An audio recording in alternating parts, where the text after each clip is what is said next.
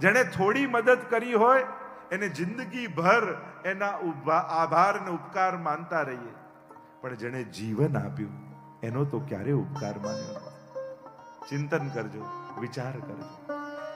મંગલાચરણથી શરૂઆત થઈ છે અને પ્રાય આપણે ત્યાં શાસ્ત્રોમાં, ગ્રંથોમાં આ એક વિવેક છે કે કોઈ પણ ગ્રંથની શરૂઆત થતી હોય તો બે કારણથી મંગલાચરણ થાય. એક, જે ગાવા જઈ રહ્યા છે એમાં કોઈ વિક્ષેપ ના આવે, એ સંપૂર્ણ રૂપે સુંદર રીતે પૂર્ણ થાય.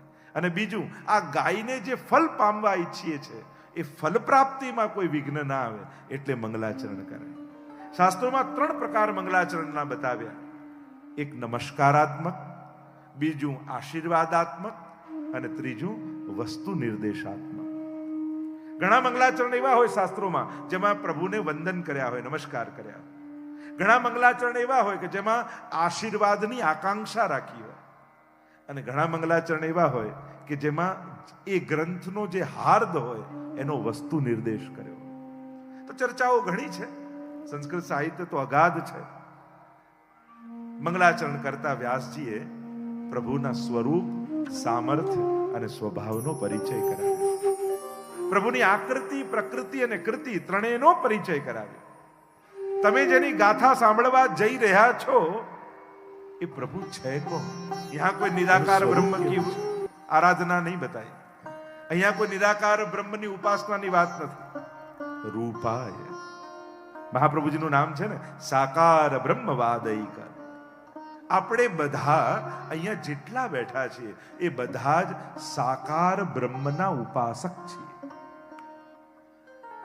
ઘણી વાર ભગવાન વિશે આપણે સાંભળતા હોઈએ. કોઈ એમ કે કણકણમાં ઈશ્વર છે, કોઈ એમ કે તમારી અંદર ઈશ્વર છે, કોઈ એમ કે તમે જ ઈશ્વર છો, અને કોઈ એમ કે તમે જેની સેવા કરો છો એ ઈશ્વર છે.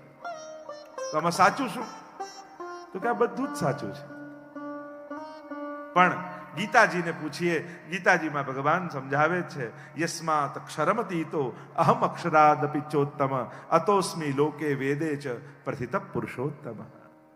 ક્ષર, અક્ષર અને પુરુષોત્તમ, આ ત્રણેયની વાત એ તો જેમ આગળ ચર્ચા નીકળશે એમ આપણે કરીશું. અહીંયા રૂપાયની વાત છે.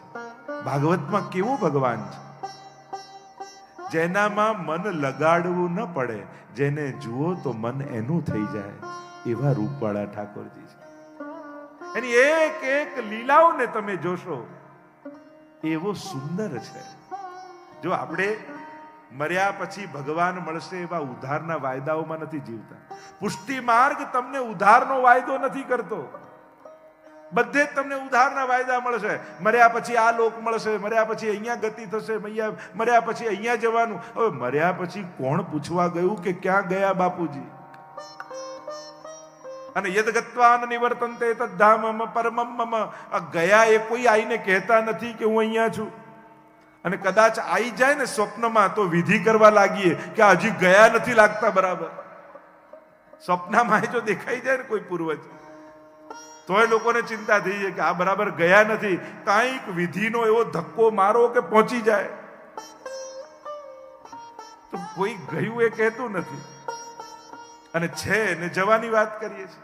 શું આને ધર્મ કહેવાય? આને અધ્યાત્મ કહેવાય? મહાપ્રભુજી કે ના, મારો માર્ગ ઉદ્ધારના વાયદાઓનો નથી. હું તો તમને આ જન્મમાં એ નંદલાલને, એ યશોદોત્સંગ લાલિતને તમારી ગોદમાં હું ખેલતો કરી દેવાનો છું.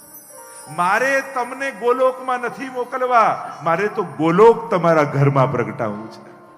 મારે તમારો મર્યા પછી વ્રજવાસ નથી કરાવવો, મારે તો ઠાકોરજી તમારા ઘરે પધરાવી તમારા ઘરને જ વ્રજ બનાવી દેવું છે. આ ફલ શ્રી મહાપ્રભુજી પુષ્ટિ માર્ગ રૂપે આપણને આપે છે. એટલે અહીંયા ઉદ્ધારનો વાયદો નથી કે મર્યા પછી તમને યશોદાનું સુખ મળશે, મર્યા પછી તમે રાસમાં પ્રવેશ કરશો. મહાપ્રભુજી કે ના, જો સાધારણ ગુરુ અને મહાપ્રભુમાં આ જ ફરક છે ને. સાધારણ ગુરુ હોય એ મર્યા પછી ભગવાન પાસે મોકલે, પણ મહાપ્રભુ મર્યા પછી પ્રભુ પાસે નથી મોકલતા. જીતા જીવંત પ્રભુને તમારી ગોદમાં ખેલતા કરી દે છે. એ શ્રી મહાપ્રભુ છે. જે પ્રભુને આપવા સમર્થ છે એ જ મહાપ્રભુ. આ પુષ્ટિ માર્ગની વિશિષ્ટતા છે. પૃથક શરણ માર્ગોપદેષ્ટા. તો રૂપાય એનો અર્થ થાય મારે તો એવા ઠાકોરજી જોઈએ છે જે આ આંખે હું એમને જોઉં, આ કાનથી એની વહેણું સાંભળું, આ હાથથી એને ગોદમાં લઈ મારા ખોળામાં લાવું.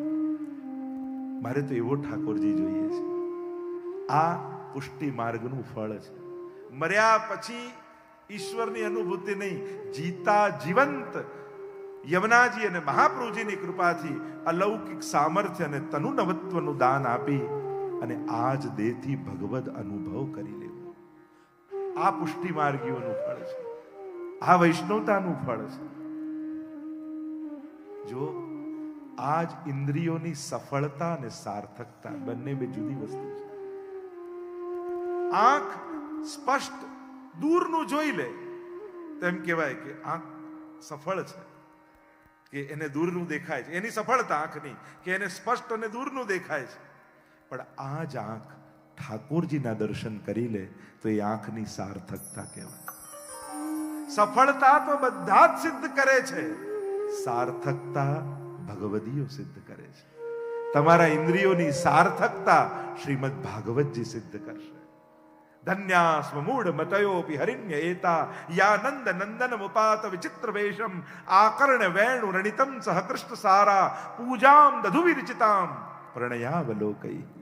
વેણુ ગીતમાં હરણીઓનું વર્ણન કરે છે ગોપીઓ. અરે જુઓ તો ખરા, આ મૂઢ પશુ પણ એની આંખમાં અમને પ્રેમ દેખાય છે, કારણ કે પોતાની આંખે ઠાકોરજીના દર્શન કરી રહી છે. આંખ જુએ એ સફળતા, પણ ભગવાનને જોઈ લે એની સાર્થકતા. કાન સાંભળે, સ્પષ્ટ સાંભળે એની સફળતા, પણ આ કર્ણ ભગવાનની કથા સાંભળી જન્મ મરણના ચક્કરમાંથી તમને છોડાવી દે તો આ કાનની સાર્થકતા કહેવાય. આ પગ સારી રીતે દોડે ને ચાલે એ સફળતા, પણ આ પગ ચાલીને વ્રજમાં યાત્રા કરી આવે એની સાર્થકતા કહેવાય. એટલે શ્રીમદ ભાગવતની યાત્રા એ સફળતામાંથી સાર્થકતા સુધીની યાત્રા છે. સફળ ઇન્દ્રિયો કરી આપણે, પણ સાર્થક ત્યારે જ કહેવાશે જ્યારે આ ઇન્દ્રિયો દ્વારા ભગવાનનો અનુભવ કરી લઈએ. અને જેના જેના ઘરે ઠાકોરજી બિરાજે છે, હું ગેરંટી સાથે કહું છું, દરેકનો ભલે નાનો તો નાનો પણ પ્રભુ સાથેનો એક સ્વાનુભાવ ચોક્કસ હશે. ભલે થોડી ક્ષણ માટેનો હોય, બે ક્ષણ એવું લાગ્યું હોય, જો ઠાકોરજી મારી સામે હસે છે, ઠાકોરજી આજે નારાજ લાગે છે, પ્રભુ આજે ઉદાસ લાગે છે, પ્રભુ આજે પ્રેમથી આરોગ્ય લાગે છે, ઠાકોરજી તો સ્વપ્નમાં આજે આવો અનુભવ કરાવ્યો. દરેકનો નાનો તો નાનો પણ કંઈક અનુભવ જરૂર હશે. આપણા માટે ઠાકોરજી કોઈ કલ્પના નથી, પણ આપણો અનુભવ છે, કારણ કે આપણે એને અનુભવ્યા છે. એનો સાક્ષાત કોઈ ને કોઈ પ્રકારથી સ્વાનુભાવનો અનુભવ આપણે કર્યો છે. એટલે ભગવાન છે એને આપણા માટે કોઈ સાબિત કરવાની જરૂર નથી, કારણ કે આપણા માટે તો એ અનુભવનો વિષય છે. શ્રીમદ ભાગવત એ સફળતામાંથી સાર્થકતાની યાત્રા કરાવશે. તો રૂપાય, આપણે તો એ રૂપવાળા ઠાકોરજીની કથા સાંભળવાના, પણ એ રૂપ અને સ્વરૂપ આ બંનેમાં ફરક છે. ઠાકોરજીના રૂપની ચર્ચા કરો તો કે શ્યામ વર્ણનો છે, વાંકળિયા કેશ છે, કમળની પાંખુડી જેવી નેત્ર છે, આજાન બાહુ છે, વિશાળ વક્ષસ્થળ છે, સુંદર વર્ણન કરી શકાય એ રૂપ. અને સ્વરૂપ કેવું? જો ત્રણ જ્ઞાન પ્રભુ વિષયક દરેકને હોવા જોઈએ: મહાત્મ જ્ઞાન, સ્વરૂપ જ્ઞાન અને તત્વ જ્ઞાન. આ ત્રણ જ્ઞાન થાય તો કહેવાય કે મેં ઠાકોરજીને જાણ્યા. શ્રીમદ ભાગવત એટલે ભગવાનને સમજવાનો અવસર. ભગવાનને જોવા માટે તો આપણે કલાકો લાઈનમાં ઉભા રહીએ, ઠાકોરજીના દર્શન થઈ જાય, ઠાકોરજીના દર્શન થઈ જાય, પણ જેને જોવા માટે કલાકો લાઈનમાં ઉભા રહ્યા એને સમજવા માટે ક્યારે 10 મિનિટ પણ ન કાઢી. ઘણાને તો ગીતાજી અને ભાગવતજી જુદા એ ખબર ન હોય. અચ્છા, તમારે ત્યાં ભાગવત કથા ને પેલા અર્જુનને ભગવાને ઉપદેશ આપ્યો એ જ ને? અરે એ નહીં, એ તો ગીતાજી કહેવાય. શ્રીમદ ભાગવત જેમાં પરીક્ષિતની કથા આવે છે, સુખદેવજીની કથા આવે છે, તો આ ભેદ પણ મૂળતઃ આપણને ખ્યાલ ન હોય. અને એટલે જ ભગવત કૃપાથી હમણાં થોડા મહિનાઓથી એક અભિયાન ઉપાડ્યું છે ગ્રંથોત્સવના નામથી. ઘેર ઘેર ગ્રંથ, ભાગવતજી, ગીતાજી, 16 ગ્રંથ, હજારો ઘરોમાં વિશ્વભરમાં નિઃશુલ્ક અમે પહોંચાડ્યા છે. અને હજી 2 વર્ષ સુધી આ અભિયાન ચાલવાનું છે. અને ઠાકોરજી કૃપા કરશે તો જેતપુરમાં પણ એ અભિયાન થશે. ઘર ઘરમાં એ ગ્રંથ બિરાજ. દરેક વૈષ્ણવના ઘરમાં 3 ગ્રંથો હોવા જ જોઈએ: શ્રીમદ ભગવદ્ ગીતા, શ્રીમદ ભાગવત અને ષોડશ ગ્રંથ અને અષ્ટસખાની વાણી. આટલા તો દરેકના, ભલે વાંચતા નહીં પણ વસાવો તો ખરા.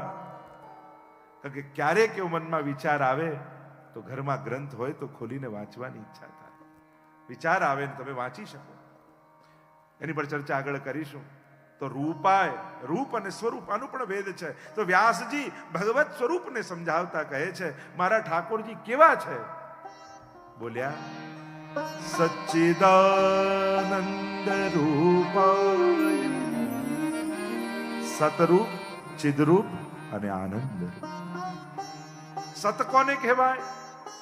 ના સતો વિદ્યતે ભાવો, ન ભાવો વિદ્યતે સત. જેનો ક્યાંય અભાવ ન હોય એ જ સતતત્વ પરમાત્મા છે. પ્રત્યેક કણ અને પ્રત્યેક ક્ષણમાં ભગવાન છે. એમ કહી શકાય કે 5000 વર્ષ પહેલા કૃષ્ણ હતા અને આજે નથી? ના, એ તો સદાય છે. આજ ભગવાનનું સતતત્વ છે. અને એટલા માટે દરેક કણમાં ઈશ્વર છે. જો તમારા સત્કર્મો યા તમારા પાપ બંને ઠાકોરજી જુએ છે. એટલે એમ ન વિચારતા, કારણ કે પાપ માણસ ક્યારે કરે? જ્યારે એને એમ થાય કે અહીંયા કોઈ જોનારું નથી, ત્યારે માણસને પાપ માટે સાહસ આવે છે. ભાગવત કહે એ તો કણ કણમાં ને ક્ષણ ક્ષણમાં છે. એને જોવા માટે એને પ્રગટ થવાની જરૂર નથી. એ તમારી આંખે તમારા કર્મોને જોઈ રહ્યો છે. આ કોઈ પાપી સાંભળે તો એને દુઃખ થાય, એને એમ થાય કે અરે મારા પાપને જુએ છે. પણ કોઈ પુણ્યશાળી સાંભળે તો એને આનંદ થાય, મારા સત્કર્મોને કોઈ જુએ ન જુએ, મારો ઠાકોરજી જોઈ રહ્યો છે. એક વસ્તુ યાદ રાખો, ભીડમાં તો બધા સારા થઈને બેઠા હોઈએ. પવિત્ર વ્યક્તિ કોને કહેવાય? જેનું એકાંત પવિત્ર હોય, જ્યાં કોઈ જોનારું ન હોય, કોઈ દેખનારું ન હોય, કોઈ પૂછનારું ન હોય, કોઈ ટોકનારું ન હોય, કોઈ સમજાવનારું ન હોય, છતાંય એની પવિત્રતા અકબંધ હોય ને, એ જ વ્યક્તિ સાધુ છે, એ જ સંત છે, એ જ મહાપુરુષ છે. અને એટલા માટે વૈષ્ણવોના એકાંત પવિત્ર હોય છે. અને બહુ મહત્વનું છે. જેને એ ભાન હોય મારો ઠાકોરજી મને જોઈ રહ્યો છે, અને એ વાતનો ભય નહીં, એને આનંદ હોય. મારા એક એક જપેલા નામને ઠાકોરજીએ સાંભળ્યું છે. મારા એક એક કરેલા સત્કર્મોને ભગવાને જોયું છે. આ દુનિયા જુએ ન જુએ, એ વખાણે ન વખાણે, એ પ્રશંસા કરે ન કરે, કોઈ વાંધો નહીં, મારા ઠાકોરજી મને જોઈ રહ્યા છે. જો ઉપરણો મળે તો આભાર માનજો કે ઠાકોરજી આશીર્વાદ મોકલાયા. કદાચ લિસ્ટમાં તમારું નામ ભૂલાઈ જાય તો એ દુઃખી ન થતા, મનમાં આનંદ કરજો, ઠાકોરજીએ મારી સેવા પોતાની પાસે રાખી લીધી, કોઈની આગળ છતી ન થવા દીધી. આ ભાવ સમજણ સારી હોય ને તો વિપરીત સંજોગોમાં પણ આનંદમાં રહી શકાય. પણ સમજણ જ નબળી હોય ને તો સારા પ્રસંગોમાં પણ માણસ દુઃખી થઈને ઘરે પાછો આવતો હોય. જો ને બધાને આગળ કર્યા ને હું તો પાછળ રહી ગયો, બધાના નામ બોલાયા ને મારું જ ભૂલાઈ ગયું, પેલાએ મને આગળ કર્યો ને પેલાને આગળ કર્યો. લોકો એમાંય રાગ દ્વેષ લઈને આવે. એક વસ્તુ મારી યાદ રાખજો જીવનભર, જ્યારે પણ કોઈ અલૌકિક સ્થાને, અલૌકિક કાર્યોમાં, અલૌકિક વ્યક્તિ કે પ્રભુની પાસે ઊભા હો, ત્યારે લૌકિક વ્યવહારની ક્યારે આશા ન રાખતા. લૌકિક જગ્યાએ જાઓ ત્યાં લૌકિક વ્યવહારની આશા રાખો, ઠીક છે. અલૌકિક સ્થાનોમાં, અલૌકિક વ્યક્તિ આગળ, અલૌકિક કાર્યોમાં ક્યારે પણ લૌકિક વ્યવહારની આશા નહીં રાખે. લો, અમે તો હવેલીમાં ગયા અને જે ચાનું ના પૂછ્યું, તો ચા પીવા આવ્યા હતા. ત્યાં શેના માટે ગયા હતા એનો વિચાર તો સમજીએ. જ્યારે જ્યારે અલૌકિક સ્થાનોમાં લૌકિક યશ, કીર્તિ યા લૌકિક વ્યવહારની આશા રાખશો ને તો લૌકિકતા પામીને આવશો. જ્યાં અલૌકિક ચિત્ત કરવા ગયા છીએ, મનની લૌકિકતાને દૂર કરી અલૌકિકતાનો અનુભવ કરવા ગયા છીએ, ત્યાં ક્યારેય લૌકિકતાની અપેક્ષા અને પ્રદર્શન નહીં કરે. અને એ પણ વસ્તુ ધ્યાન રાખવી, જ્યારે પણ કોઈ અલૌકિક ધામમાં, તીર્થમાં, અલૌકિક તત્વો પાસે જાઓ, ત્યાં માણસોએ ઊભી કરેલી અવ્યવસ્થાને કારણે ભગવાન જોડે વેર બાંધીને નહીં આવું. લો, અમે તો ગિરિરાજજી ગયા ને વ્રજમાં ગયા ને ત્યાં તો બધાનો આવો વ્યવહાર ને આવું ગંદુ નામ હતું ના, હવે તો ગિરિરાજજી જવું જ નહીં. અરે ગિરિરાજજી શું બગાડ્યું છે? એ અવ્યવસ્થા છે તો માણસની છે. અમે તો નાથ દ્વારા ગયા ને ત્યાં તો આવી ભીડ ને આમ હતું, હવે તો શ્રીનાથજી. અરે પણ શ્રીનાથજી શું બગાડ્યું છે? આ વ્યવસ્થા તો માણસની છે. માણસોએ બગાડેલી વ્યવસ્થાને કારણે તીર્થ અને ભગવાનની ક્યારે પણ નિંદા કરીને આવવું નહીં, અભાવ લઈને આવવું નહીં. કારણ આ બધી જ વ્યવસ્થાઓ માણસના હાથમાં છે અને એ સાચવી નથી શક્યો, એ પ્રોબ્લેમ છે. અરે હું તો કોઈ મંદિર આની નહીં, દુનિયાની જ વ્યવસ્થા જુઓ. દુનિયામાં એટલું અન્ન પાકેજ છે કે દરેકનું માણસનું પેટ ભરાય, પણ આ માણસની અવ્યવસ્થા છે કે ભૂખ્યા સુધી ભોજન પહોંચવા નથી દેતું. ભાવ ટકાવવા માટે લોકો અન્નને દરિયામાં નાખી દે છે, પણ ભૂખ્યાના પેટ સુધી પહોંચવા નથી દેતા. ભગવાન તો એટલું પકવે જ છે કે દરેકના પેટ ભરાય ને કોઈ ભૂખ્યો ન સૂવે. આ માણસે વ્યવસ્થા બગાડેલી છે એટલે ભૂખ્યા સુધી અન્ન પહોંચતા નથી. અને આરોપ ભગવાન પર આવે છે. તો જે ચર્ચા કરી રહ્યા છે, સતરૂપ પરમાત્મા છે. બીજું તત્વ કહ્યું ચિદરૂપ પરમાત્મા છે. ચિતિ જ્ઞાને ભગવાન સર્વજ્ઞ છે, બધું જ જાણનારો છે, એનાથી કાંઈ છૂપું નથી. અંતર્યામી સમસ્તાનામ ભાવમ જાનતી માનસમ. શિક્ષાપત્રમાં હરિરાયજી કહે છે કે દરેકના હૃદયની જાણનારો છે. અને એટલે ન ચાતુર્યમ પ્રયોજકમ, બધે જ ચતુરાઈ કરજો, હોશિયારી બતાવજો. ભગવાન આગળ પોતાની ચતુરાઈનું પ્રદર્શન ન કરતા, કારણ કે ચતુર શિરોમણી છે, ચતુર ચિંતામણી ગુસાઈજીને કહીએ છીએ આપણે. ભગવાન આગળ ભોળા બનીને જાઓ ને એમાં જ લાભ છે. અમુક જગ્યાએ હોશિયારી ન બતાવી એ જ હોશિયારી છે. પ્રભુ આજ જોઈને હસવું મને હજારો વાર આવે છે. ભગવાન તારા બનાવેલા તને બનાવે છે, તે જેને બનાયા એ હવે તને બનાવવામાં લાગે છે. પ્રભુ આગળ નિર્દોષ થઈને જઈએ. નિર્દોષ ભક્તો ભગવાનને ગમે છે. ચિદ તત્વ પરમાત્મા પ્રભુ સર્વજ્ઞ છે. ત્રીજું તત્વ પરમાત્માનું કહ્યું આનંદ તત્વ. જો સુખ અને આનંદમાં ફરક છે. લઈને મળે એ સુખ, આપીને મળે એ આનંદ છે. જમીને મળે એ સુખ, જમાડીને મળે એ આનંદ છે. ભોગવીને મળે એ સુખ અને ભોગ ધરીને મળે એ આનંદ છે.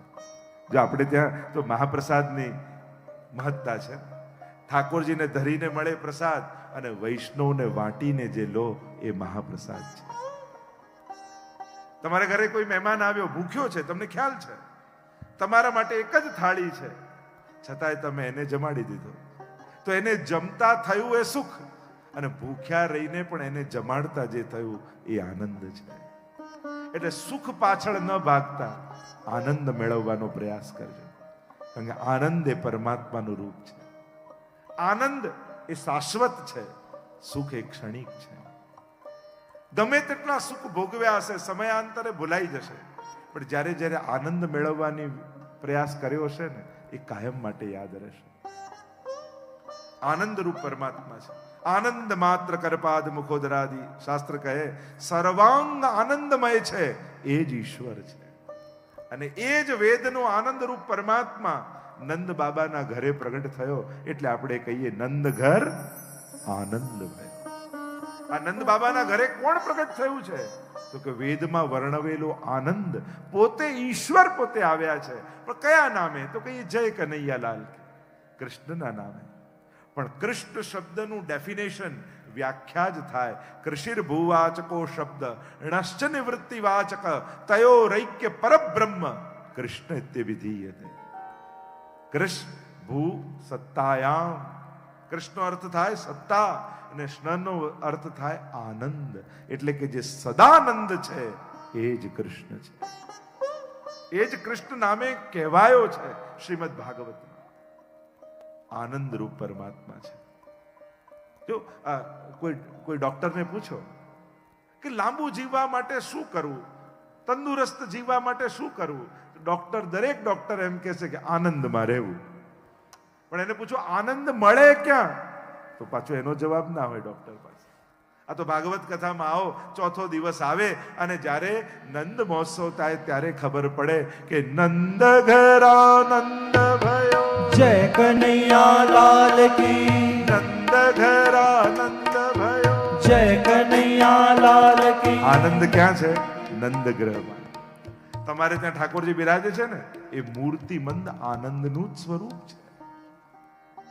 અને આનંદ એ કોઈ પુણ્યનું ફળ નથી. જો સુખ એ પુણ્યનું ફળ હોઈ શકે.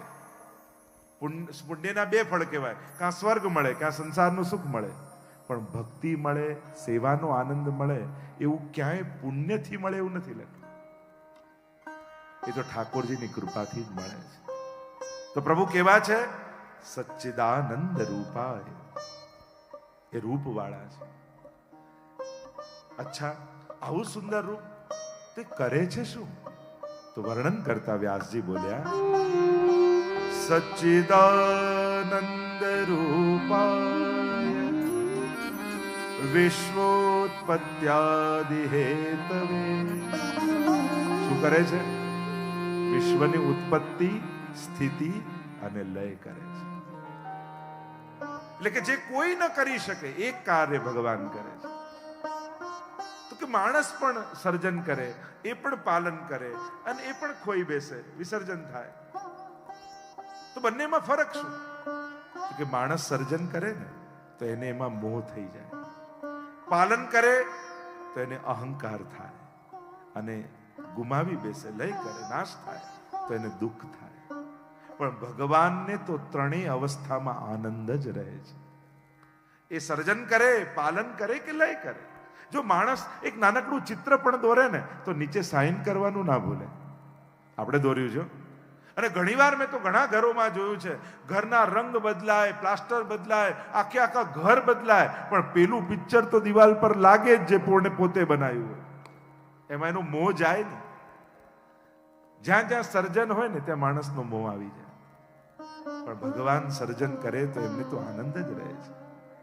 પાલન કરે માણસ કોઈનું તો એને અહંકાર થઈ જાય. આપણે આને સેટ કરી દીધો, બિચારો એમને એમ ફરતો તો ગામથી આવ્યો, આપણે એનું બધું ગોઠવી દીધું. પણ તારું કોણે ગોઠવ્યું એ તો કે.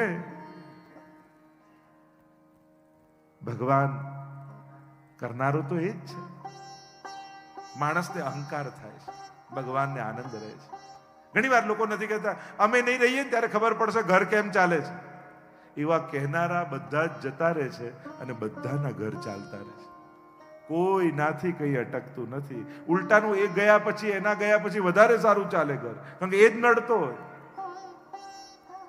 એક વાત મારી યાદ રાખો, દુનિયામાં ભગવાને કોઈને પણ એટલું મહત્વનું બનાવ્યું જ નથી કે જેના જવાથી ભગવાનના કામ અટકી જાય. કોઈ એમ માનતું કે આ છે તો સંસ્થા ચાલે, આ છે તો દેશ ચાલે, આ છે તો પાર્ટી ચાલે, આ છે તો મંદિર ચાલે, આ છે તો અમારું હોસ્પિટલ ચાલે, આ છે તો સ્કૂલ ચાલે, આ છે તો જ્ઞાતિ ચાલે. ચલાવનારો ઈશ્વર છે, એને સામર્થ્ય આપતા વાર નથી લાગતું. કોઈ એટલું આ દુનિયામાં મહત્વનું નથી જેથી ભગવાનનું કામ અટકે. સંસાર ચલાવવું એ ઈશ્વરી કાર્ય છે અને એ ચાલતું જ રહે છે. કોઈના જવાથી કે આવવાથી કંઈ ફેર પડતો નથી. આ તો પાણી ભરેલું હોય કોઈ પાત્રમાં, તમે આંગળી નાખો, તમને એમ થાય જો કેવો પાણીમાં ખાડો પડી ગયો, પણ આંગળી કાઢો, ક્યાં ખાડો ભરાઈ જાય ખબર ન પડે. એમ દુનિયામાં કહેવાતો બહુ જ મહત્વનો માણસ એ પણ દુનિયાથી જાય છે ને તો એની જગ્યાએ બીજો કોઈ આવી જતો હોય છે, પણ કોઈના કોઈ કામ અટકતા નથી હોતા. દુનિયા ચાલતી જ રહે છે, કારણ કે ચલાવનારો ઠાકોરજી છે. વિશ્વની ઉત્પત્તિ, સ્થિતિ અને લય કરનારા પરમાત્મા. પણ જીવ અને ભગવાનમાં ફરક એટલો, જેમ એક નાનકડું બાળક દરિયા કિનારે તમે માટીથી રમતું જોયું છે, ખાડો ખોદી અને દરિયા કિનારે એ રેતીથી ઘર બનાવતો હોય ત્યારે પણ આનંદ હોય. ઘર બની જાય પછી છીપલાને વીણીને લાવે, એ ઘરમાં રમતો હોય ત્યારે પણ આનંદમાં હોય. અને મા બૂમ પાડે કે બેટા ચાલ ઘરે જવાનો ટાઈમ થઈ ગયો, અને ધ્યાનથી જોજો કૂદકો મારતા મારતા ઘર તોડતો હોય ને ત્યારે પણ આનંદમાં જ હોય.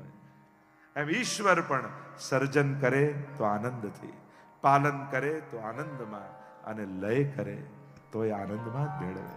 શ્રી પ્રભુને પ્યારા શ્રી યમુનાજીના લાડીલા એવા રસિક સત્સંગી વૈષ્ણવોને જે શ્રીના આ વચનામૃત ગમ્યા હોય તો આ વિડીયોને લાઈક કરજો, શેર કરજો અને કમેન્ટ બોક્સમાં જય શ્રી કૃષ્ણ જરૂર લખજો. અને અમારી ચેનલ શ્રી વલ્લભને સબસ્ક્રાઇબ કરવાનું ભૂલશો નહીં. સર્વે વહાલા વૈષ્ણવોને ભાવથી જય શ્રી